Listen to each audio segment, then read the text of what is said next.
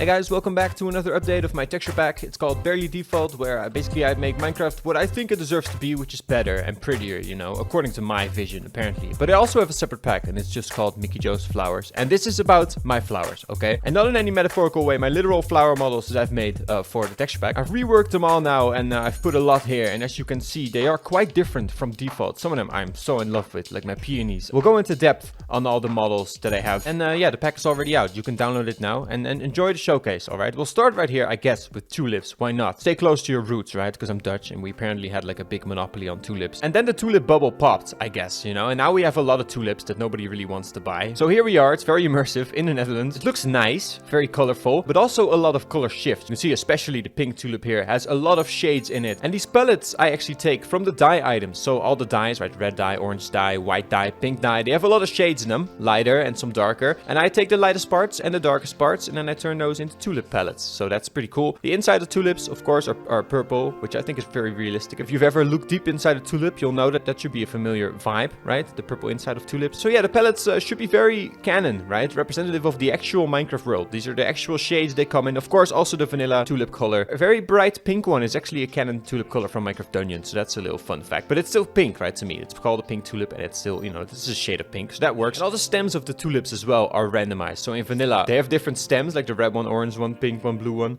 There's not a blue one. Okay, fine. And you know, I like that, different stems, but I thought everyone should have different stems. So now every tulip can come in with every stem type, basically. So that's pretty fun. It's fully dynamic and random, and there should be like a ton of variants. I'll probably put it on screen. This many tulip variants, okay? Very cool. And I guess I'll just kind of go by order of how I run into them. Lilacs, one that I spent a lot of time on, I'm very happy with. They look very fluffy, in my opinion. I like to do a lot of 3D flowers, which of course you've seen and you're seeing all around. But I also just like using different techniques. My Oxide Daisy is just a vanilla flower model, right? It's just a simple cross model, and it does come in a few different shades of white, so it's pretty interesting, right? Just makes your field a bit more varied. But yeah, other than that, just a cross model, which is fine because I've kind of gotten rid of the cross model for a lot of these flowers, right? I've kind of like added a lot of 3D elements and stuff, made them unique. So then if there's one flower that still has the cross model, that's perfectly fine. You know, it would actually be a waste if you got rid of it entirely, because it is a cool technique to use. It's a reworked texture, so that's nice, but otherwise just a cross model. But yeah, Lilacs, didn't want them to be too 3D. Also didn't want them to just have the cross model, right? I wanted them to really feel natural, fluffy. So yeah, I came up with this funky model. So it's a cross model at the bottom, and then that actually goes through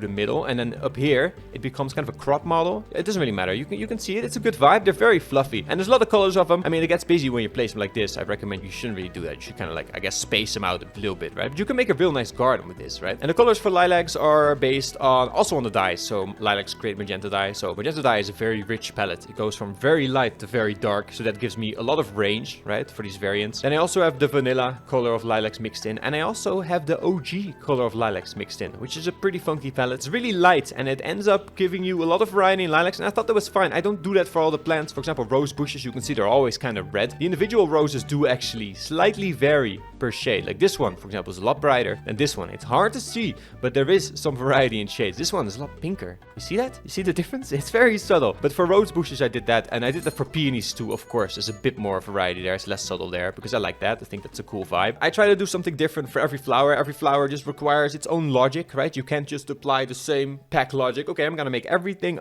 just artistically 3D. That doesn't really work. Everything requires its own thought and attention to detail. For lilacs, this is what I ended up with, you know, just an advanced cross model. And the entire plant shifts colors. So unlike rose bushes or peonies, where the individual flowers, right, can vary in shades of red or pink, respectively, the entire lilac bush gets shaded. But that works for that flower, right? So if you're making like a garden, you can be like, oh no, I actually want this here, because then it's a nicer shade. Or not. Maybe you think that's annoying, and then you don't get the pack. But then why are you still watching the video? You know what I'm saying? Yeah, we looked at them, rose bushes. Honestly, oh, I love these so much. One of my favorites. I'll keep saying it, but it's my models, you know. I mean, I make them and I release them until I'm happy with them most of the time. So that's why I love them, you know, kind of makes sense. I just think that they're such a vibe, especially with the little square leaves that you got going on. They make such nice clusters. This is just, I don't know. I just really love this. Like seeing them at a distance, seeing them up close. They look really soft. I can almost smell them. Well, maybe that's a bit much. I don't know if I can smell them, but they look so nice, you know. It's so immersive. Running into a forest and seeing the model, I'm like self-glazing like crazy, but it's almost like running into an actual rose in real life and just looking at it being like, oh, nice.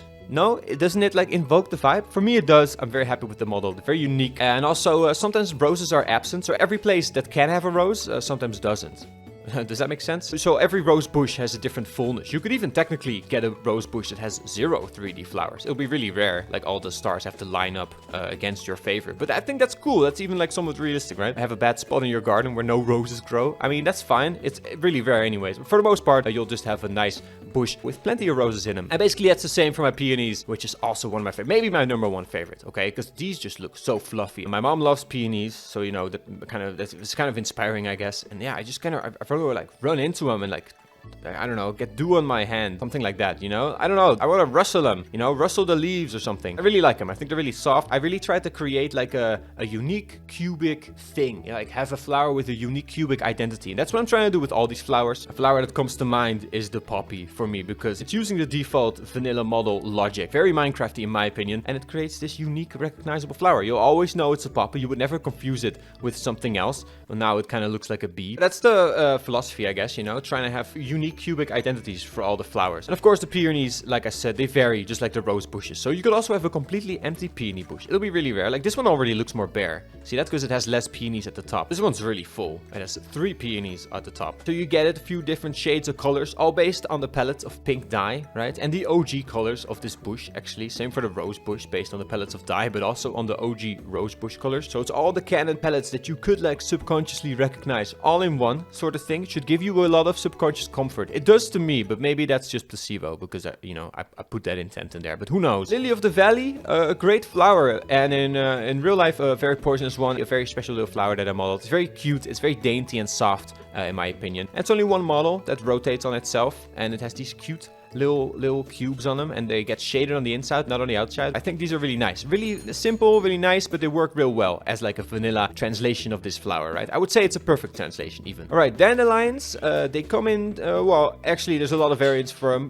Basically the flower itself, the yellow part, comes in 2 variants. It's either this one, right, where it has the 2 little flowers right there, and then the 2 big ones as well, and it has this variant, which is just 1 flower. And then the leaves underneath the dandelion get individually placed, 1 set of leaves like this and 1 set of leaves like this, and then there's also the cross leaves that you have at the bottom there. It doesn't matter. There's a lot of leaves being randomly placed or not placed, right? You could have a bare dandelion as well. They also lean in different directions. So yeah, pretty varied. And they look like weeds to me. I think they really have a weedy feel, which is great, you know, for dandelions. It really invokes dandelion, in my opinion. Then I have sunflowers, which always face... Which way do they face? They face east. I think this is a very nice texture. We can go over to a sunflower field here where you see a lot of them. Also have a subtle bit of variety in height, which you'll notice if you have a bunch of them together. See, this one is a little bit taller than that one, and that just makes the field of them more varied. I mean, you get how it goes. I spent a lot of time on this trying to make it look like an actual flower. It has some subtle 3D-ness to it, you know, some nice depth to it. And also the stem can have some variation. There's basically 2 leaves that get randomly placed on the flower or not placed, right? They get skipped. And then those leaves are also rotated randomly, right? So this case it only has an extra leaf at the top and it's rotated,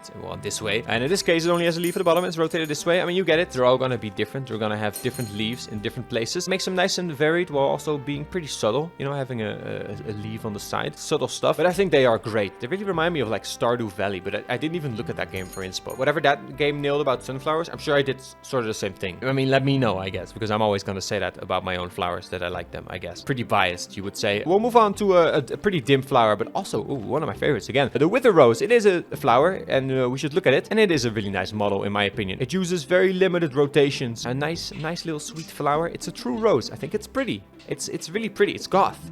It's like cool and also pretty, I think, you know? Another flower, pitcher plants. Had to turn them completely 3D. You know, I love my 3D, but I also love my flat paint. As you can see, especially for flowers, it works very well. But yeah, some 3D every once in a while really does it for me. And I thought pitcher plants, that's a great excuse to make a big square flower like this. I think it's very Minecrafty, while also looking pretty.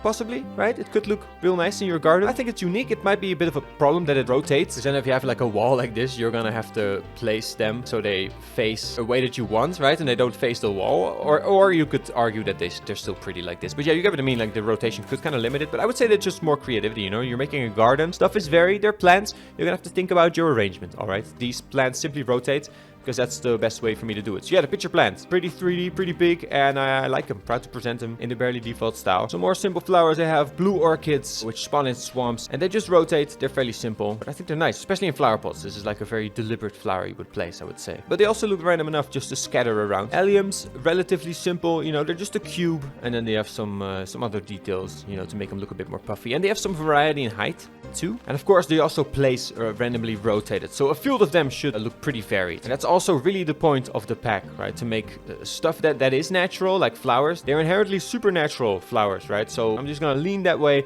you know, add a lot of height variation, you know, that really works, and also just rotational variation. And then you have the flower philosophy, basically. You can look at my eye blossom design that I've made, which should be a pretty good translation of the vanilla eye blossom if it was 3D. Oh, they all just closed on me, which makes sense because it is daytime. And something cool I did for the item models as well. Maybe we'll put them in an item frame. And then if we change the time to midnight, the item models are going to change. See that? They actually got brighter. This one's very noticeable. The eye got brighter, but this one also got a little bit brighter. But yeah, that's a pretty cool dynamic thing. You know, if you have them in your inventory, you can also tell the time of day because the item model changes. So pretty neat. And they look real nice, of course. You know, eye blossoms, I think, are great atmospheric flowers added to Minecraft. And players should use them more. So I hope that my model could encourage that as well. The next flower, chorus flowers. Technically a flower. I think they're real pretty. They're real huge. But the problem with chorus flowers is they grow in a reverse order, which you normally don't even really notice. Because in my opinion, the chorus fruit texture in vanilla is so, well, vanilla, I guess. Let's just increase the random tick speed and see what happens. I mean, they're gonna grow a bit, right? And then eventually it's gonna fizzle out as well, because that's kind of what they do. So the problem with chorus flowers is you won't really see them at their pretty state like this. Look, it's already becoming smaller. We have to pay real close attention to it. Look, it's fizzling out. This is how they end up at, right? This is when they're ready. This is what you want to see. That kind of fits the end, in my opinion. No, the end's kind of a negative meta space. So if, you know, the plant's dead and then you harvest it, fine, that works. But it is, it's interesting. So, you know, I made this real pretty, in my opinion, model. And then just because of the way that this block is, you never really get to see it, right? Because it's gonna fizzle out. But yeah, it is there. If you're farming it and it's in the in-between stages, you'll see this pretty big flower. And it's a nice model, you know, I spent a lot of time on it. You just don't really get to see it. But that's cool too, you know, I like that as a vibe. I don't mind it. Cornflower is a humble flower that uses the palette of dye, again, blue dye in this case. And they come in a variety of different rotations and tilts. And I would honestly make these more dynamic if I could. But we can't rotate elements of a model on multiple axes. So because this one is leaning this way, it can't also lean that way. It can't lean like this, right, at an angle. But supposedly we might be getting this soon, if we are to believe what the devs are tweeting about. But for now, these are my flowers. And maybe in the future I'll be able to add more rotations too. That would also be something that could really benefit the rose bush. The rose design that I came up with is very nice, very subtle, and it really needs its rotations that it has. It's rotating this way already, but it really needs those rotations to work, and it can't also tilt upwards. But that would be nice if that could happen. But we might be getting that in the future, so that's exciting. Oh man, looks like Barely Default is gonna get another flower update. Yeah! It's a good reason to subscribe. Listen, I also just wanted to show off some stuff that I've made that's not flowers at all, but it's foliage, so it's kind of in the same category. And, you know, maybe to God it's all flowers, you know? Maybe ferns are just flowers in their own way. But yeah, my own model for ferns I'm also very happy with. They really have this curly vibe to them, in my opinion. I mean, this is the best I could make. I thought it was really unique, you know, again, with the cubic identity, you know? I want stuff that's really distinct, you know, and recognizable while also being pretty. And I think my ferns really do that, you know. Small fern as well. It's a bit of a more subtle variant. And I think it also kind of incorporates the OG sprite for ferns. And I love ferns. I don't know what to say. Maybe irrationally so. Whenever I see ferns, I'm like a fern spotter. You know, people are train spotters. I'm like, hey, look, ferns. Makes no sense. But yeah, here you go. Look, ferns. And also the bush. Look, I've reworked the bush. Thought I'd show that off. Because the vanilla bush is really small and not impressive. And I don't know. I've never done a classic pixel art bush. You know, as a pixel artist, if you're surrounded by pixel art, you'll always see people making cool bushes. You know, they're showing off how they shade leaves or whatever. And they, you know, if you shade leaves, it ends up as a bush oftentimes. Or a tree, I guess, one or the other. And yeah, you know, I've always seen people make nice pixel art bushes. And I thought, it's time for me to make my own pixel art bush. And it might, I don't know, it's a Minecrafty pixel art bush. So it might not be the best pixel art bush, but it's my pixel art bush. And I'm very happy with this pixel art bush. And I think it's nicer than the vanilla pixel art bush. I don't really understand the vanilla pixel art bush. You're going to add a bush, but you're going to make it really small. Like, are you scared to add a bush? You don't want to add a bush, but you feel like you have to or something? Like, why are you even doing it if you don't want it to be seen? And I want it to be seen. I like bushes, you know? I want to be able to take them home with shears, you know? And feel like I have a nice use for them. So yeah, my bushes. Here you go. And then let's also show off some mushrooms, all right? On the topic of flowers. Because mushrooms are also kind of like flowers. Well, they're not. No, they're not. Don't take science classes from me, okay? But spirity mushrooms could be a bit flowery, you know, in their own way. They have height variants, right? They have size variants as well. Look, this one's smaller. Isn't that cute? And I did the same for the nether funguses. Oh, look at all 3 small ones next to each other. Isn't that special? Tilted too, which I think is great. That looks so natural, having them be tilted. That's a great look for mushrooms. Did you know you can rename mushrooms to plate, and then they'll be plated mushrooms? Look at that item model. And then you could also even, look, we'll do set plate, and then it gets cutlery as well. We'll copy this name over, because we can do the same for the brown mushroom. And then if you put this plate renamed mushroom item in an item frame, it's gonna look like this, and it, you know, you can eat it. How crazy is that? All right. I mean, maybe you didn't know that. I have a whole video about plateable food in my pack. The first pack to do plateable foods. All right, my invention. It's okay. It happens. But yeah, this is, you know, you can also do it for mushrooms, which is funny for, you know, roleplay reasons, I guess. But you can do it for all foods. Okay, all foods can be renamed plates, or you put the color in there anywhere. You know, you can also do a red set plate. So put the color anywhere, and you know, you got a red plate now, which was not a good pick for red mushrooms on a red plate. But, well, I don't know. No, it's not a good pick. But anyways, yeah, that's a thing too, which somehow fits into the flower video. While I have your attention, I'll look at water lilies too, because they actually have flowers on them. So that's like a reasonable thing to show off. There is also a rare variant that has like a really big flower. That's the one. Look, it's kind of inspired by Minecraft Dungeons. Minecraft Dungeons also has this really unique 3D water lily flower. Here you can see a distribution of the flowers on lily pads, okay? So it's an uncommon feature, but it is a nice little detail you could run into. And of course, my lily pads also have a variant of 2 smaller lily pads, right? You can still step on it, the same lily pad. I think that's nice. And also at the bottom, my lily pads have little roots, which might seem like an insignificant little detail, but I like seeing it from the bottom, you know, running into it. It also makes it a bit clearer that there's a lily pad in a way. It could obstruct you from going upwards. And lily pads, frankly, do have roots. They have much bigger roots. You know, I should give them much bigger roots. They got these little roots right now, but it's still nice. Leaf litter, I'm gonna show it off too. Basically what I did is I made every individual leaf be able to spawn on its own. So if you have like one of the corners, this time it has 2 leaves.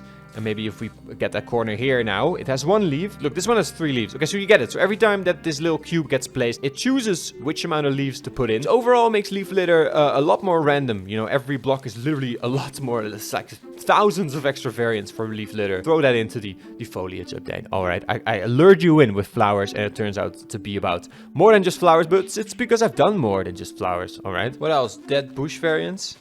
Is this a flower?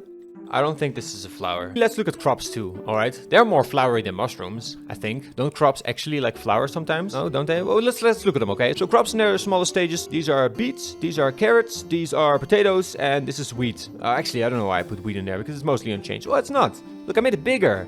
Oh, why did I say that it's not unchanged? So look at this changed. There's a size difference. So wheat's bigger for the immersion of walking through a big wheat field. All right, so that's pretty cool. Look, potatoes, they're gonna grow, and of course they're nice in 3D. Look, multiple stages, and carrots too. Doesn't that look nice to see? Same for beets. I mean, you know, they're just 3D crops. Timeless crops. The timeless crops of Barely Default. And because it's the end of the video, I'll show off a special new rename that I have, Mjolnir, which is pretty cool. And it's for tridents, because I think that makes the most sense. Look, if you charge it up, you swing it above your head, which is just, well, that's what you'd want, right? I mean, anything less than this would just wouldn't suffice, you know, I don't think. So yeah, Thor's hammer, Mjolnir, definitely from the MCU. And I textured my butt off for this, you know, because Mjolnir is kind of a simple design, but also it's really iconic. So it just needs to look good or something, you know. You just gotta make it work with the simple lines that it has. And I think it does. It looks like Mjolnir, in my opinion, you know, especially this. And then if you enchant your trident with any level of channeling or riptide, you spin it, it'll get this lightning effect. You see that?